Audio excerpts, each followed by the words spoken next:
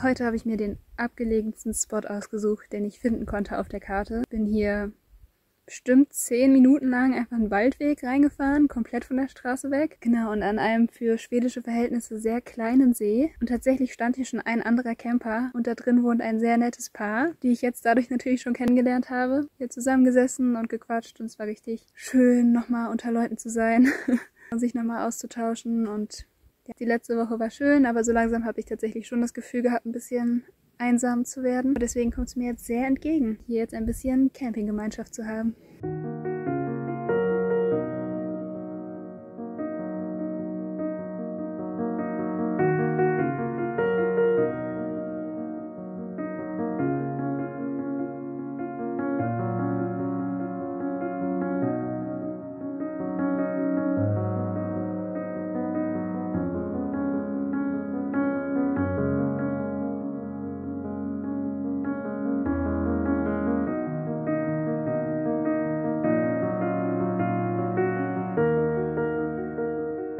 So, und Thema, ich bin hier so richtig im Nirgendwo. Ich bin echt nicht weiter hoch in den Norden gefahren, ein kleines Stückchen vielleicht. Ich bin jetzt auf der Landkarte ziemlich in der Mitte zwischen Göteborg und Stockholm, also sehr großen Städten. Und es ist einfach krass. Die Autobahn ist hier teilweise einspurig, vielleicht zweispurig. Man darf maximal 100 fahren, an den meisten Stellen aber tatsächlich nur 80, was mir sehr gelegen kommt. Damit fühle ich mich eher am wohlsten. Die Autobahn, auf der ich heute das erste Stück gefahren bin, hatte einfach eine Ampel, wo wir anhalten mussten, weil die Straße hochgeklappt wurde, damit ein paar Segelbötchen auf dem Kanal querfahren können. Und die Straße war echt aus der Kategorie der großen Schnellstraßen hier, was irgendwie richtig lustig ist, so aus deutscher Perspektive. Genau, also das war so die Autobahn, dann bin ich die ein gutes Stück gefahren, dann eine kleinere Straße lang und dann, wie gesagt, komplett in den Wald rein hier. Aber es macht schon richtig Spaß, solche Straßen zu fahren. Ich glaube, irgendwann, eines Tages, würde ich richtig gerne mal so ein Vierradantrieb-Fahrzeug haben, wo man so ein bisschen mehr Offroad mit unterwegs sein kann. Das wird mir, glaube ich, echt Spaß machen. Und was ich außerdem noch auf der Straße hierher gesehen habe, war ein Achtung, Elche kreuzen die Straße Schild. Mal gucken, ob ich die noch zu Gesicht bekomme die nächsten Wochen. Genau, da drüben ist der Parkplatz. Da passen unsere beiden Autos nebeneinander hin. Und wenn man dann so ein Stückchen in den Pfad reingeht, kommt man hier zu diesem Steg, auf dem ich jetzt gerade stehe. Und zu so einer kleinen Schutzhütte mit Feuerstelle. As a kid, I used to live out by a lake. Lightning bugs, collecting sticks and secret handshakes. I was invincible then, my heart so pure I had no fear. And those were the years that I hold so dear. And it felt so right having you by my side. I would never waste your time on my...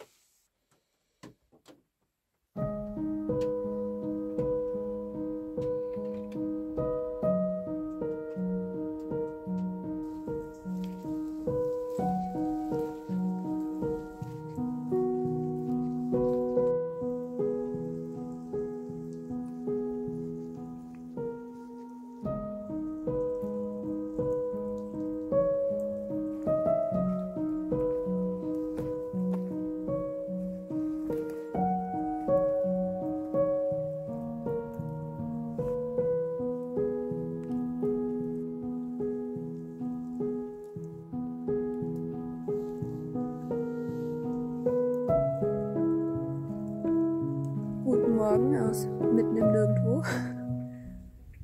Es ist komplett ruhig hier, also man hört halt so ein bisschen den Wind und die Regentropfen und ein paar Vögel, aber das war's komplett. Irgendwie bin ich mir ein bisschen unsicher, wie ich jetzt weiter vorgehe, was ich jetzt als nächstes mache.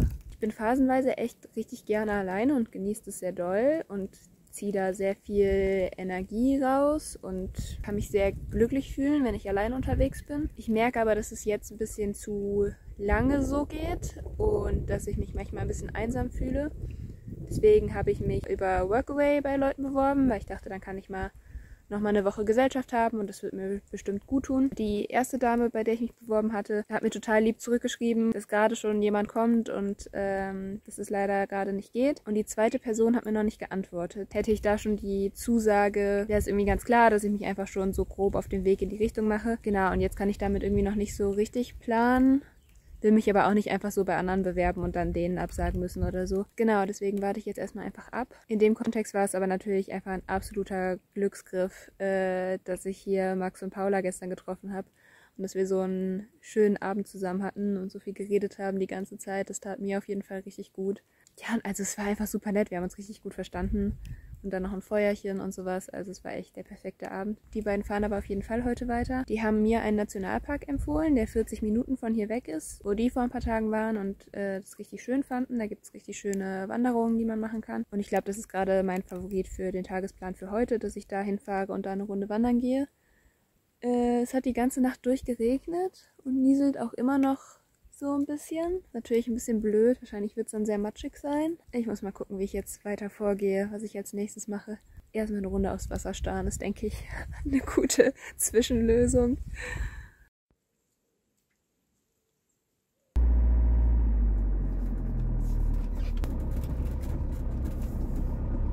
Und jetzt geht es 4 Kilometer lang diesen Waldweg hier runter. Ich hatte tatsächlich ein bisschen Sorge, dass ich mich auf dem allerersten Stück festfahren könnte, weil es die ganze Nacht geregnet hat, dass das vielleicht zu matschig werden könnte, aber kein Problem. Der Rest dürfte auch gut gehen. Offroad Günni!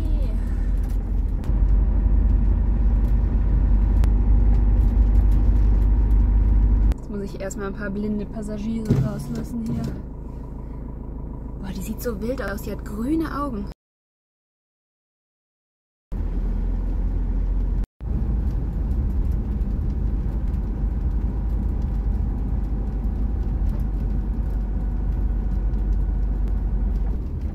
Links abbiegen auf Route 205.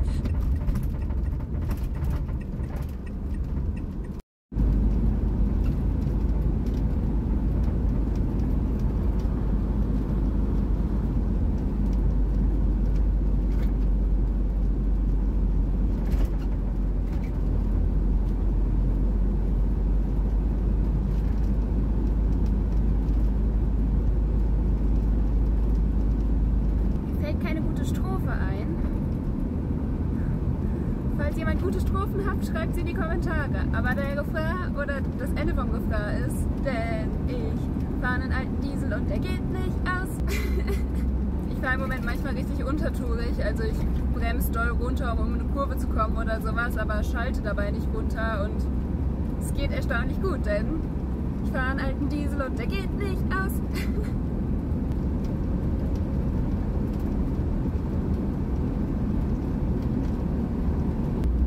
Könnten irgendwie so über die Regionen gehen, durch die ich so durchgefahren bin. Also irgendwie so in der Eifel geht es steil bergunter, in der Eifel geht es steil berghoch. Doch das ist wirklich kein Problem, denn ich fahre einen alten Diesel und der geht nicht aus. Das passt nicht so richtig zusammen. Die Melodie muss anders.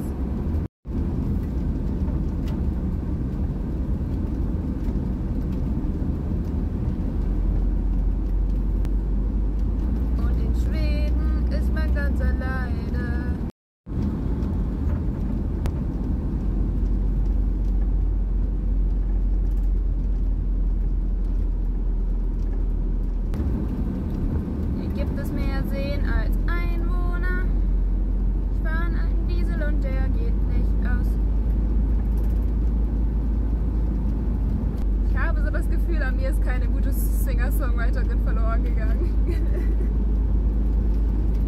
Doch ich fahre einen alten Diesel und der geht nicht aus.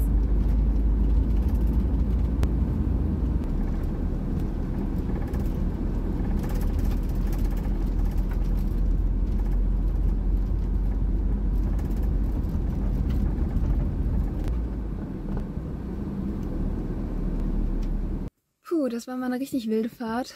So dieses erste Stück, die große Straße, das ist echt meine liebste Art von Straße mit Abstand zum Fahren. Also die Straßen, die ich am allerwenigsten gerne fahre, ist einfach Stadtverkehr, Großstadt.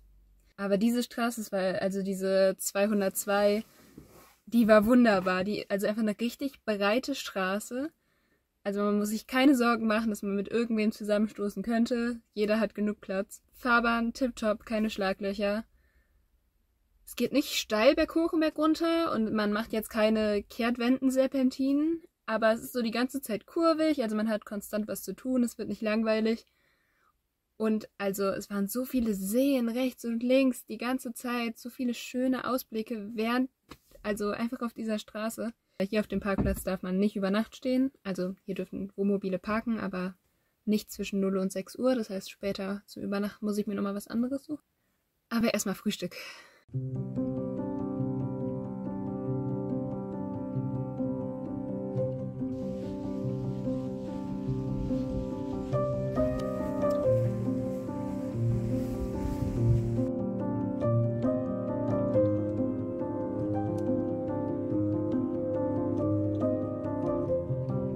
Ich bin gerade erst losgelaufen an diesem Besucherzentrum am Parkplatz und es sieht jetzt schon aus, als hätte ich komplett den Weg verlassen, aber das hier ist der Weg.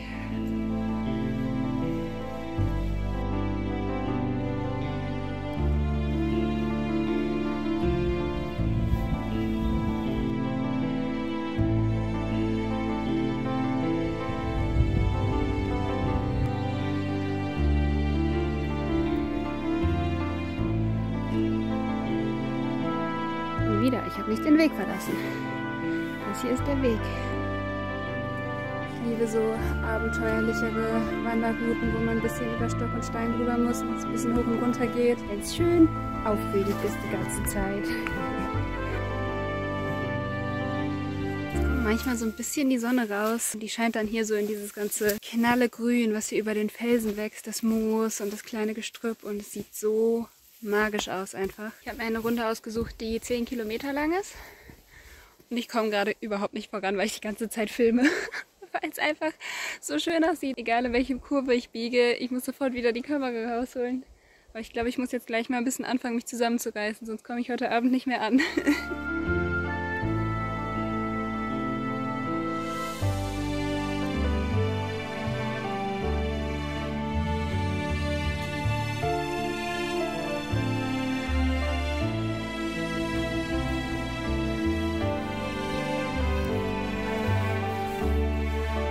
Richtig froh um die guten Schuhe, die ich habe, um das gute Profil, weil also diese Wurzeln sind echt richtig rutschig. Man geht die ganze Zeit über Wurzeln und Steine. Und dann geht es teilweise so steil runter links, also ist schon gut, hier mit vernünftigen Schuhen lang zu gehen.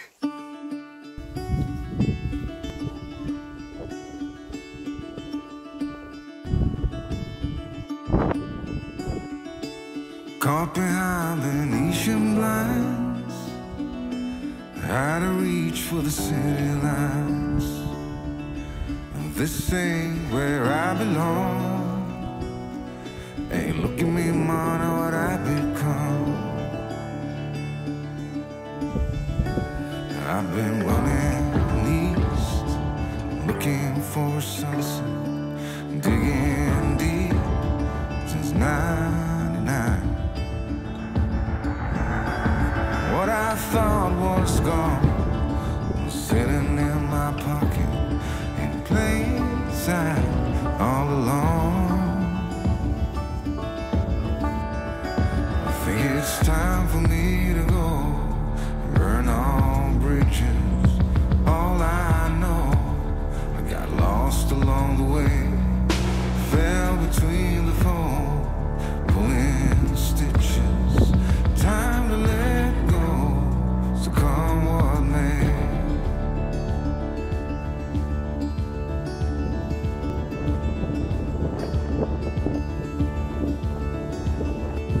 Don't look before you leave. What you give, you get to keep. So long, farewell, bye-bye. Let's have a toast for those lost old lives. And my crooked little heart that seems so rebellious is falling apart right now. I'm bleeding. Jetzt schon so 3,5 Stunden gebraucht. und bin noch nicht so richtig weit über die Hälfte. Versuche jetzt echt mal einen Zahn zuzulegen.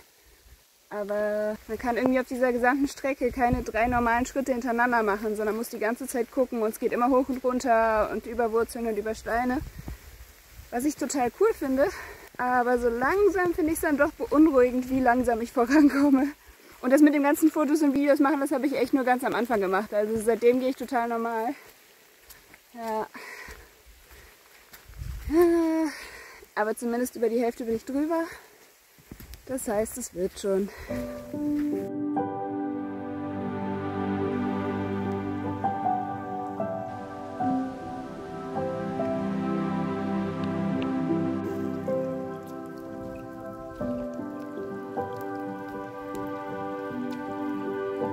Ich glaube, außenrum geht nicht. Es ist alles Sumpf. Auch meine Füße sind jetzt schon so ein bisschen nass von oben, aber die Schuhe ausziehen? Stelle ich mich hier an? Oh, ich habe keine Lust, komplett nasse Socken in den Schuhen zu haben. Ich glaube, ich gehe barfuß. Okay, das war die richtige Entscheidung. Ich stand bis über den Knöchel im Wasser und bin jetzt wieder schön mit trockenen Socken in trockenen Schuhen. Ah, super. Und in solchen Momenten sind dann auch die Yoga-Skills sehr hilfreich. So auf einem Bein balancierend Socken und Schuh wieder anziehen, auf so einem wackeligen Steg. Kein Problem, wenn man schön in Krieger 3 geübt hat.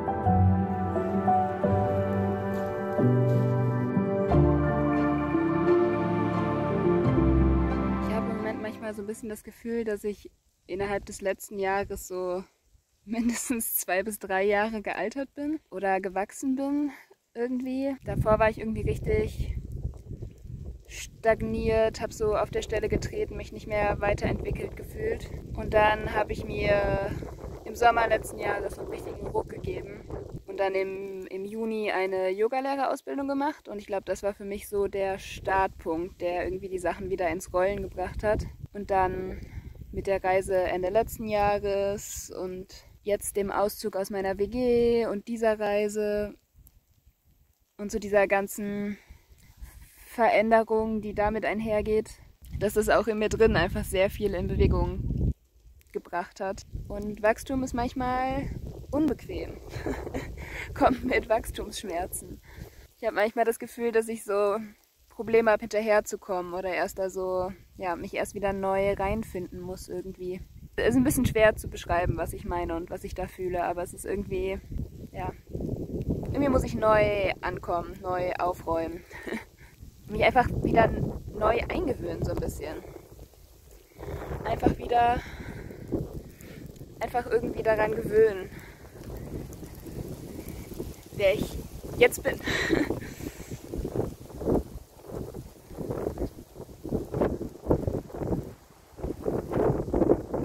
Was ein Abenteuer. Dieses Leben.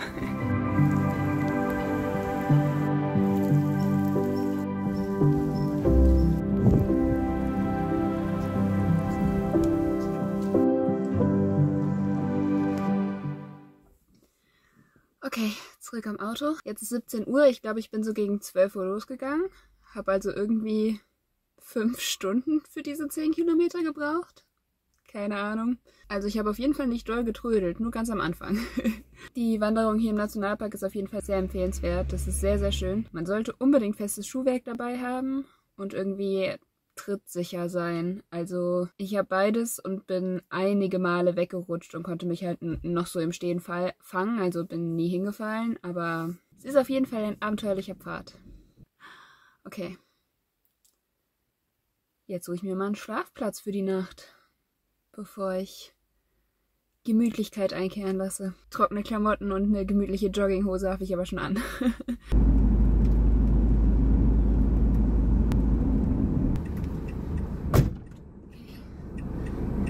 Kurz rausgesprungen und um zu gucken, ob ich da am Ende wieder rauskomme aus der Lücke. Aber sieht ganz gut aus. Der Platz ist noch frei. Jetzt muss nur noch mein kleines Offroad-Auto offroaden. Okay, let's go, Günni. Offroad, Günni. Offroad, Günni. Offroad, Günni. Der super hohe Schwerpunkt macht uns nichts.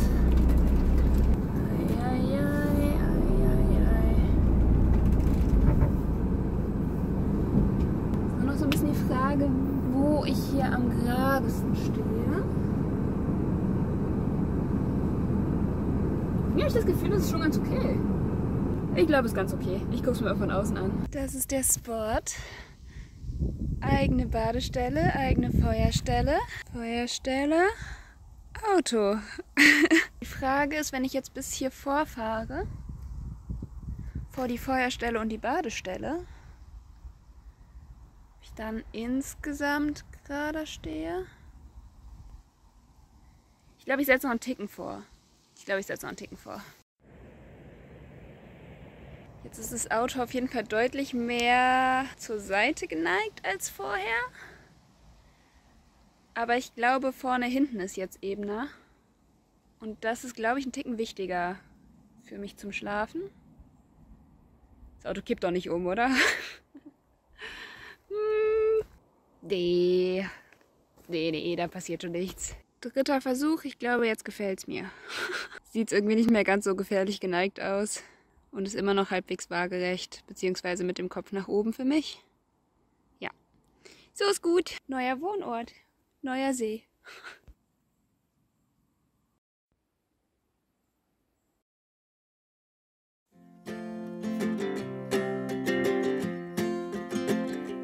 We got time on our side. We're in a state of hope. I need you on my fire. I want you to know that every time you're away, I long for you so much I can find my way. Ich liebe den Spot, den finde ich richtig, richtig toll, wo ich mit dem Auto stehe. So direkt am See und mit der Feuerstelle. Die Menschen, die da vor mir gecampt haben, haben ja auch ein bisschen Feuerholz übrig gelassen. Das habe ich gestern Abend unter mein Auto geräumt, damit es nicht im Regen liegt. Und jetzt heute Morgen in die Sonne, damit es fertig trocknet. Ich habe nämlich echt gar nichts dabei, um Feuerholz zu machen. Kein Werkzeug, keine Ahnung, ich habe ein Schweizer Messer dabei, aber halt kein Beil. Genau, und ursprünglich war mein Plan, da den ganzen Tag, vielleicht mehrere Tage zu bleiben, meine Außendusche zu benutzen, schön mit Blick auf den See.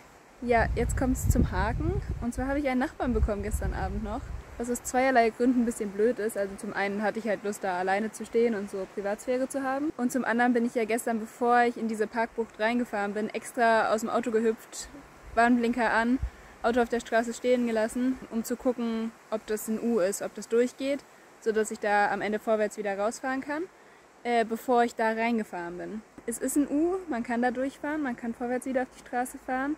Das Ding ist, der neue Nachbar hat sich dann gestern Abend rückwärts eingeparkt vor mich gestellt, sodass ich halt jetzt, wenn ich den Platz wieder verlassen möchte, doch rückwärts da raus muss.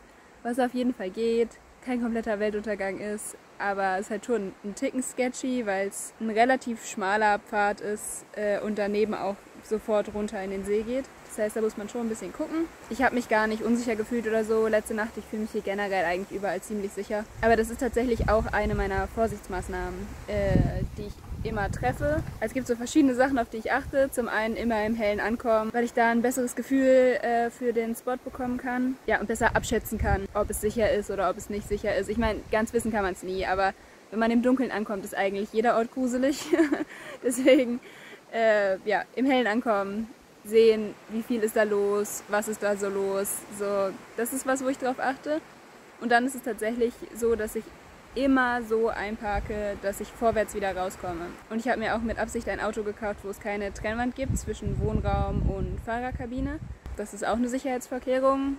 Und es ist einfach so gedacht, dass wenn ich mitten in der Nacht aufwache und aus welchen Gründen auch immer plötzlich das Gefühl habe, ich fühle mich nicht mehr gut, ich möchte gerne wegfahren, ich möchte gerne aus der Situation raus, dann kann ich aus dem Bett auf den Fahrersitz klettern und vorwärts rausfahren. Ich mache mir sozusagen immer, auch wenn der Spot noch so gemütlich und sicher und perfekt ist, ja, halte ich mir eigentlich immer den Fahrtweg, den Fluchtweg so einfach wie irgend möglich. Genau, wie gesagt, das war jetzt kein Thema für mich letzte Nacht, alles gar kein Problem, aber es war einfach nur so ein bisschen, ich habe halt extra darauf geachtet und dann hat sich halt jemand vor mich gesetzt. Das war halt einfach so ein bisschen blöd. Jetzt gucke ich mal, was ich mit dem Tag anfange. Oh, genau, ich habe noch mehr zu erzählen. Oh, mein Arm wird langsam müde. Und zwar, ich hatte mich ja bei einem Workaway beworben, aus dem Grund, dass ich meine Pause vom Alleinesein haben wollte. Da habe ich immer noch nichts zurückgehört, also keine Ahnung, ob das noch was wird oder nicht. Aber mir haben jetzt 2 andere Workawayer geschrieben. Man kann nämlich tatsächlich nicht nur als Workawayer Hosts schreiben und als Host Workawayern schreiben, sondern man kann sich auch untereinander einfach vernetzen. Und da hat mich gestern eine deutsche Erasmus-Studentin mit einem italienischen Workawayerin, keine Ahnung, weiß ich tatsächlich nicht, angeschrieben, die hier eine Viertelstunde vor meinem jetzigen Standort entfernt auf so einer Farm wohnen gerade und da auch so Work-and-Travel-mäßig unterwegs sind, ob wir uns nicht treffen wollen. Und das fand ich mega cool. Genau, und jetzt bin ich tatsächlich schon für heute Abend verabredet. Fahre dann heute Nachmittag, Abend zu denen rüber, esse dann mit zu Abend, also wirklich Win-Win-Win. Und noch ein Win, kann dann da auf der Farm tatsächlich stehen für eine Nacht, was auch super cool ist. Die haben da tatsächlich einen Campingplatz, wo man aber für bezahlen muss. Und ja, ich dachte, dann fahre ich halt nachmittags einfach wieder hierhin oder zu einem anderen Spot. Aber nee, ich darf da tatsächlich einfach sein. Richtig cool. Jetzt überlege ich mal, ob ich das nachher noch mit meiner Außendusche mache oder ob ich auch darauf setze, dass wenn ich heute Abend nett frage, ich da einmal kurz duschen kann.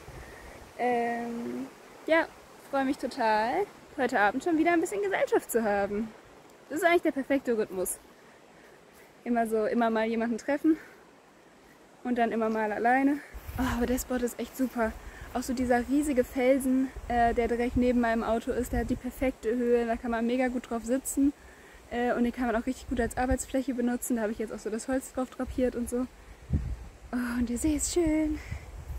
Ich bin richtig happy hier.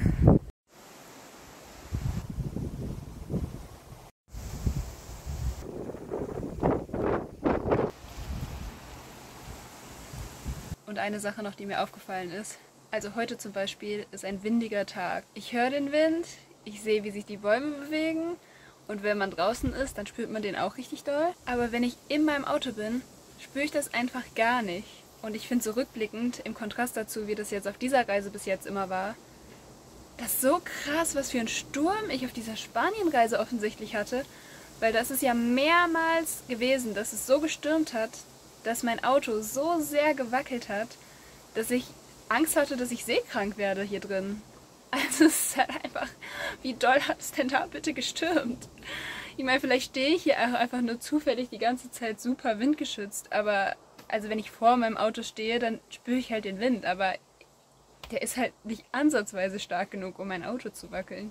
Ich bin ja seit Mitte Mai wieder hier mit unterwegs. Es war einfach kein einziges Mal mehr so, dass es so gestürmt hat. Das ist so ein anderes Lebensgefühl, dieses im Auto wohnen, weil man die Tür offen stehen haben kann. Oh, großartig. Mein Nachbar ist tatsächlich auch weitergefahren, also ich kann gleich vorwärts hier raus. Ich sitze drin statt draußen, weil der Wind so stark ist. Aber ich fühle mich draußen, weil... We got everything here, at least to stay alive. And the time that we share makes it all worthwhile. Got this place on. Der Spot ist einfach so schön. Hier gibt es auch so verschiedene Baumstümpfe. Und da kommt irgendwie so volle Kanne das Kind in mir hoch, was irgendwie immer im Wald gespielt hat. Ich will sofort alle Oberflächen als Tisch benutzen und mich hier so richtig häuslich einrichten. Und ich kann das halt einfach auch machen. Ich bin es irgendwie so gewöhnt aus den anderen europäischen Ländern, wo ich bis jetzt war, dass Campingverhalten verboten ist. Ich bin es so sehr gewöhnt irgendwie, dass man diese Sachen nicht machen darf. Allein, dass ich irgendwie nichts eingepackt habe, um irgendwie ernsthaft ein Feuer zu machen, weil ich einfach nicht darüber nachgedacht habe, dass das möglich sein wird. Mal gucken, wenn der Spot hier morgen noch frei ist, mache ich mir vielleicht abends ein Feuer oder guck zumindest mal, ob ich es hinbekomme. Jedenfalls kann man hier so richtig schön dieses Draußenleben leben, diese Kinderfantasien ausleben.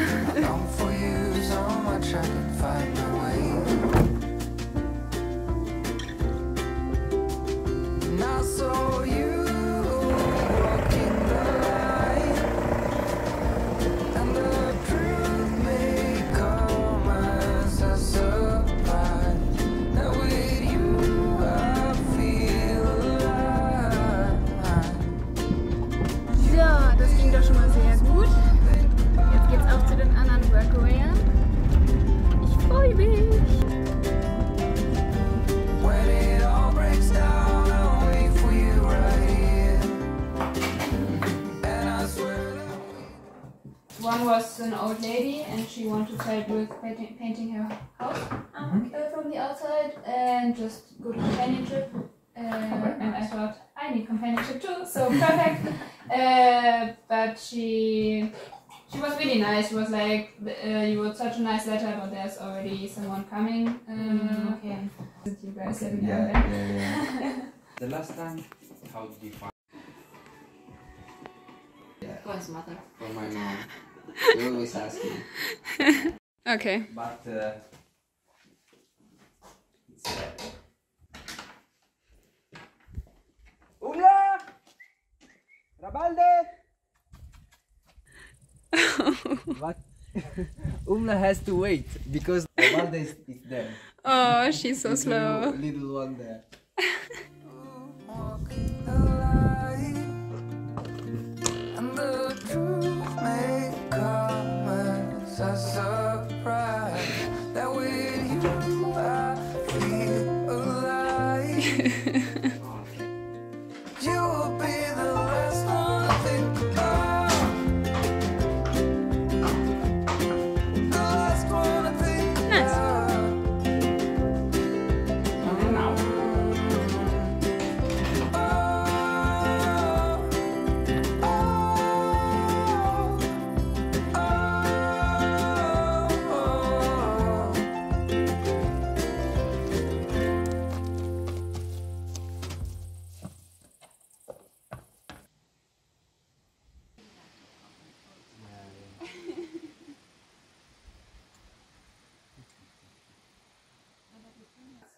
No. I'm sorry.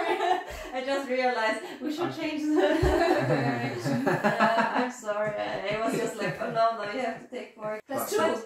Yeah. Okay. Okay, but I saw always when you have one card, you say uno, and when you have finished, you say uno, uno. And then it's also very... It's like no, but... Okay. So that was my way to say uno, last card. Okay. And I like uno, last card, and you... Uno? No. No, man. Uno. Oh, I can do... Can just switch... No. Like, thank you. No. I had the option to switch to yellow, but it would have made it better. No, the camera. Ah, the camera. Okay, I hope it was... They can, then I can laugh later too. I hope they can... Okay. Yeah. But for having a lot of cards, it's Yeah, no, it's very... The funny thing was I had all... Das war ein richtig, richtig schöner Nachmittag und Abend. Oh, die Wolken sind noch rosa. Jetzt verkrümel ich mich in mein Auto. Kann hier ja die Nacht über auf der Farm stehen bleiben, was mega cool ist. Und morgen früh nochmal die Dusche benutzen, bevor ich dann wieder wegfahre. Richtig cool. Richtig, richtig cool, dass das so geklappt hat. Wahrscheinlich machen wir auch einfach nächste Woche irgendwann einen Ausflug zusammen oder so. Richtig cool, dass ich jetzt hier Freunde finde. Es hat sich irgendwie auch von Anfang an ziemlich vertraut angefühlt, beziehungsweise wir haben irgendwie von Anfang an sehr tief und ehrlich gesprochen, also keinerlei oberflächliche Konversation, was perfekt ist. Ich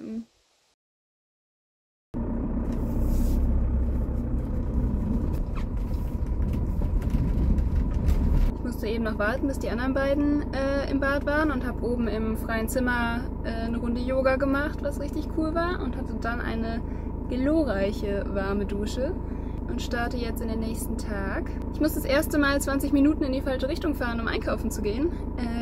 Werde zusehen, dass ich da möglichst wieder für eine ganze Woche einkaufe, wobei ich gucken muss, ob das mit dem Brot geht, aber damit ich hier nicht unnötig Sprit fürs Einkaufen verballer. Die beiden Workawayer wohnen hier übrigens alleine in diesem Gästehaus einfach auf der Farm. Und ich habe einfach mit dem Auto direkt daneben sozusagen auf dem Grundstück gestanden. Ja, das war echt ziemlich cool. Die Pferde habe ich ja gezeigt, aber wen ich nicht vorgestellt habe, sind die Schafe, und die sind auch richtig süß. Die ganzen Schafe sind super neugierig und kommen an, wenn man auf der Wiese steht, und versuchen die Hand anzuknabbern, aber wollen nicht gestreichelt werden. Aber ein Schaf liebt es, hinter den Ohren gekraut zu werden. Ich habe gestern gefühlt eine halbe Stunde mit Lea auf der Wiese gestanden und geredet, und währenddessen hat dieses eine Schaf komplett an unseren Beinen geklebt die ganze Zeit und wollte sich durchgehend streicheln lassen, und wenn man aufgehört hat zu streicheln, hat es ihn so angeschubst, wie so ein Hund. Sehr süß. Okay, jetzt geht's zum Einkaufen. Das sieht gut aus, das sieht gut aus. Offroad Göni. Nice, sogar das Feuerholz ist noch da.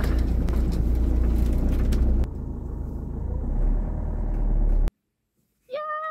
Ach, wie schön.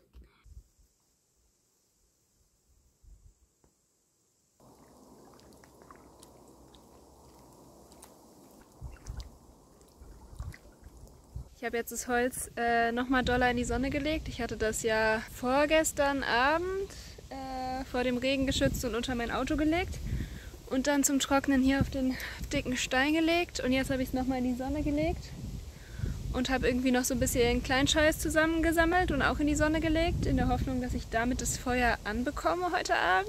Ich habe trockene Fichtennadeln. Das sollte es, glaube ich, bringen. Mal gucken. Ich bin sehr gespannt, ob ich es schaffe, heute Abend dieses Feuer anzubekommen. Und ich habe mir tatsächlich sehr optimistisch eben im Supermarkt Grillkäse gekauft. Ich habe natürlich keinen Grillrost oder sowas. Ich muss mir dann auch dafür mal eine Lösung überlegen, dass, falls ich das Feuer anbekomme, ich mir vielleicht den Käse darüber braten kann. Und ich habe Brötchen gekauft und so ein paar Sachen, dass ich mir dann so einen kleinen Grillkäseburger machen könnte. Mal gucken, ob das was wird. Jetzt verbringe ich auf jeden Fall richtig entspannt hier den ganzen Tag an diesem wunderbaren Spot. Werde ein bisschen lesen, hier ein bisschen rumhängen und zusehen, dass ich mal im Videoschnitt mal wieder vorankomme. Das habe ich die letzten Tage ein bisschen schleifen lassen. Genau, und beende, glaube ich, an dieser Stelle dieses Video hier. Das heißt, wenn ihr sehen wollt, ob ich das Feuer anbekomme, müsst ihr nächste Woche wieder einschalten. Okay, tschüss.